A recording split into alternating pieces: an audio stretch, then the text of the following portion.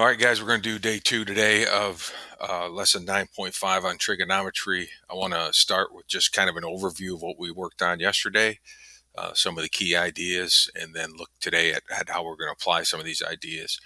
So, first of all, I gave you this acronym yesterday, SOHCAHTOA, and what it represents is the trig ratios for the three most common ones that we use.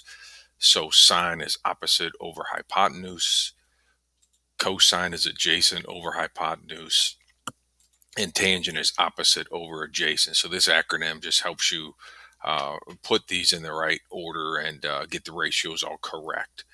Okay. We also talked about when we deal with the right triangle and we're using trig, we always have to work from one of the acute angles.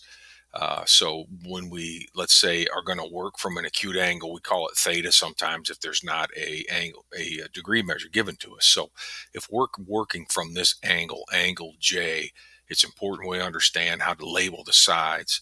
The side across from the right angle is always the hypotenuse.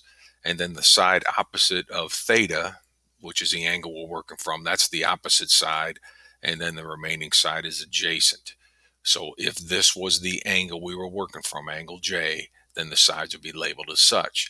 Now, we could also work from K because you can work from either acute angle. So if K was theta, hypotenuse isn't going to change. It's always across from the right angle. Now 12 would be the opposite side because that's the side opposite theta, and that would leave 5 to be the adjacent. So those two interchange in this case. But we have to label it correctly based on the angle we're working from to be able to have these all correct. The other concept we worked yesterday was the idea of a inverse of one of our trig ratio functions. So the inverse looks like this, sine to the -1. That's the inverse sine function. Cosine to the -1, that's the inverse cosine. Tangent to the -1, that's the tangent inverse. And what happens is these, when applied in the equation, it allows us to cancel out the original trig function. So it's how we solve to find an angle measure typically. So an example would look like this. If I had to cosine of b equals 12 over 20, I want to find out what the angle is whose cosine has a ratio of 12 to 20.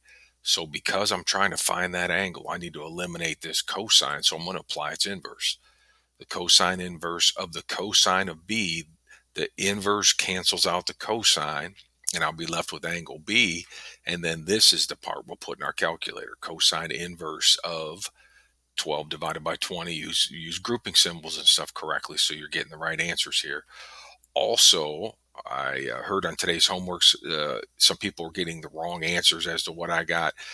Guys, your calculators have to be in degrees, not radians. So if you look at your settings, make sure you are in degrees. You will get an answer in radians, but it won't be the same. And we're getting all our answers here. We want to be in degrees. So make sure you're set that way.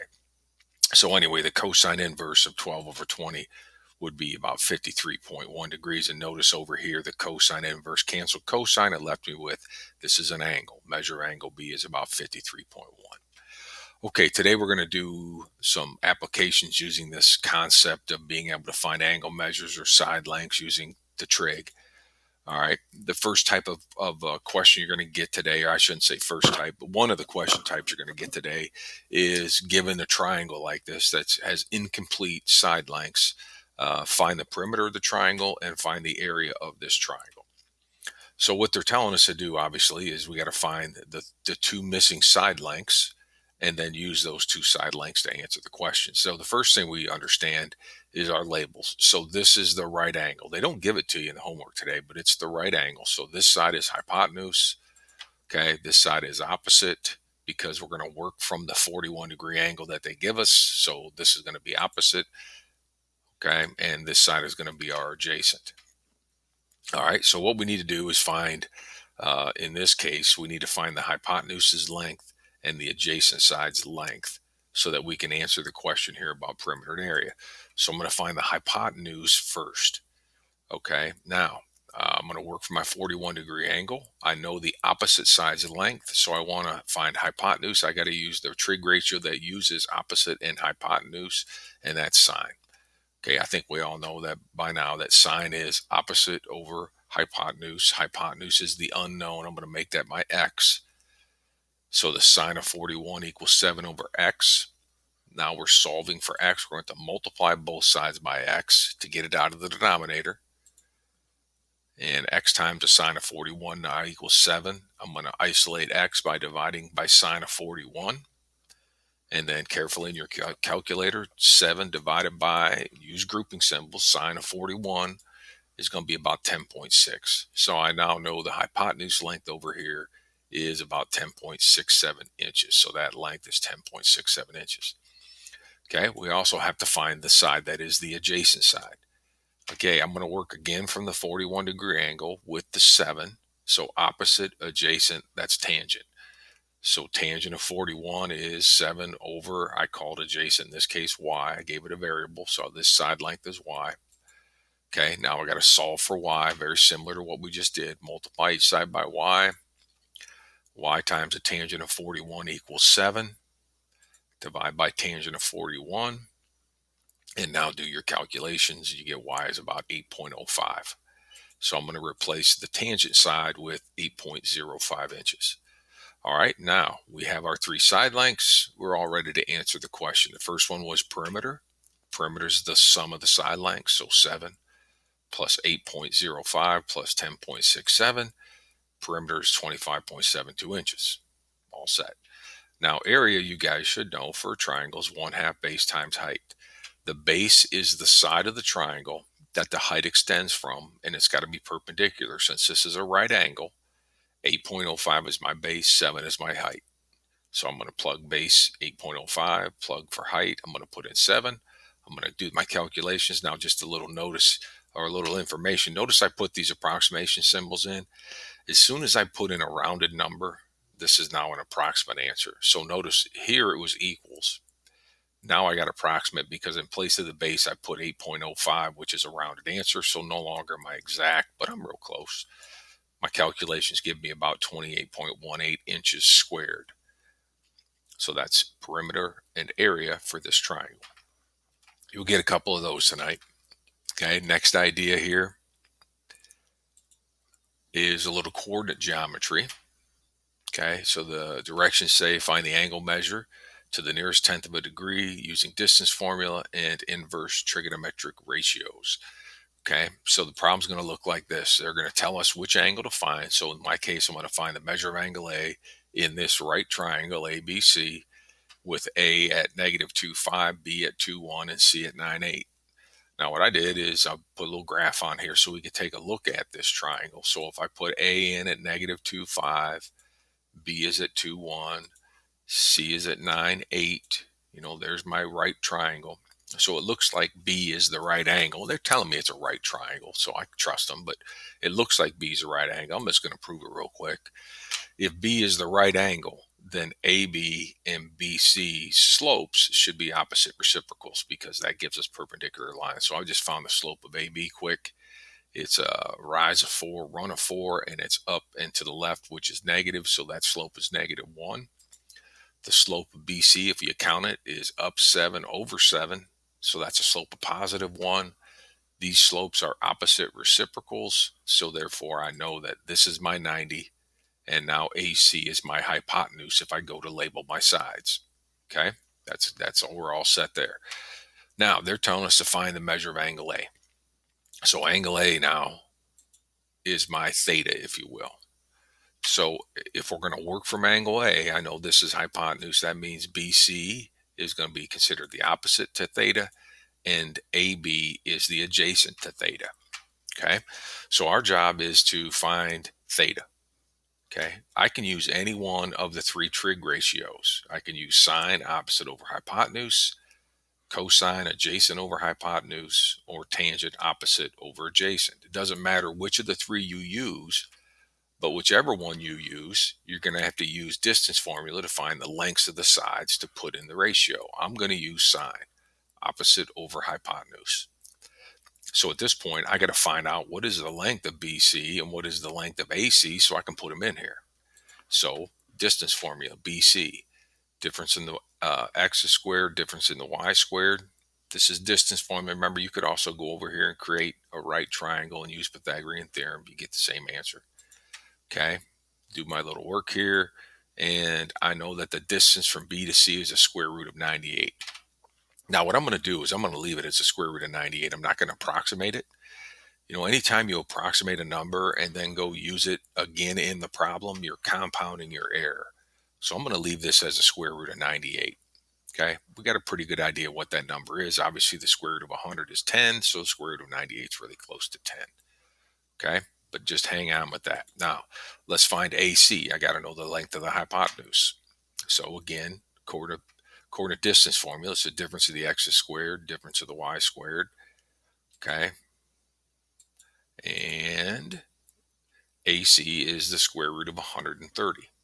So the distance from A to C is the square root of 130. I could find an approximation and get an idea, but I don't need to right now because I'm going to use these numbers to help me solve the overall problem. So I'm going to go ahead and plug this in. So the sine of A is equal to the square root of 98 over the square root of 130. We can work with this calculator. This won't bother calculator a bit. It can handle these numbers. So let's just leave them as is. Now I'm going to take the sine inverse of both sides. Okay, because the sine inverse cancels the sine. That gives me angle A. And now I'm going to put this in my calculator. You gotta be careful with your the way you go about it. What I did when I calculated it is I did the square root of 98 divided by the square root of 130. Use the appropriate grouping symbols, and then I hit equals and found that answer. And then I did uh, second sine inverse. I got the sine inverse, and then I hit the second function and the answer key or the answer button, which is the on my calculator. It's above the negative sign, and what that is, it puts the answer on your previous screen in here. Okay. So once I do that, it'll be the sine inverse of the answer on the previous screen, which was this answer. And then I hit equals, I get about 60.3. There's different ways you can do that. I don't want to confuse you with what I just said. That's one way of doing it. But a lot of scientific calculators, you can put all this right in, and maybe even the one on a computer, you can put this all right in. Just make sure you group it up and have it in correctly. We should get A now is about 60.3 degrees. So we're able to find the angle measure in a coordinate plane. So that's that one. Last example is working with the right triangle again. They want us to find X and Y. And what's unique about this one is it's going to take a little bit of extra work to find out everything we need. Hopefully you're looking in here and you're seeing three different right triangles. I have the original overall right triangle. And then I drop this altitude in and I create this right triangle to the right, if you will, and this right triangle to the left. So there's three right triangles in here. Okay, the difficult task here is we don't have enough information just to use the overall big one. So we're going to have to break it into pieces. Now let me show you how I went about this. What I did is I'm going to find this angle measure to be 48. And what I'm doing is looking at the overall right triangle. This is 90. These two have to add up to 90. So this one's got to be 48. And now I know that this one's 48. I'm going to go to work on this right triangle and I'm going to find Y, but I'm also going to find Z. Now, they didn't ask us to find Z, but we're going to need it to help us in the other triangle. So let's work with this right triangle. Let's find Y. So I'm going to work from 48. You guys should know by now that if this is the angle I'm working from, Z is opposite, Y is hypotenuse, and the 12 is the adjacent. So I'm going to use the cosine of 48, adjacent over hypotenuse, to find Y. So the cosine of 48 is 12 over Y. Now we're over here solving for Y. We're going to multiply each side by Y. We're going to divide by the cosine of 48. And then we'll do this calculation. And this is about 17.9. So that's one of the answers they want us to get was Y. That's about 17.9. Okay. Now I'm also going to find Z, and you'll see why in a second.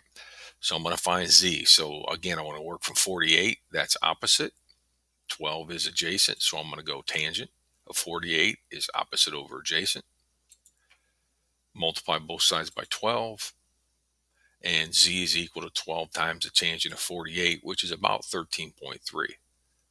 So over here, I'm going to put 13.3 in here. Now, when I remove what I covered up in the first place, what happens is, now when I go to find X, I have a side length to work from. This is a right angle. This is 42. Now I have a side length of this triangle that I can use to help me find X. Okay.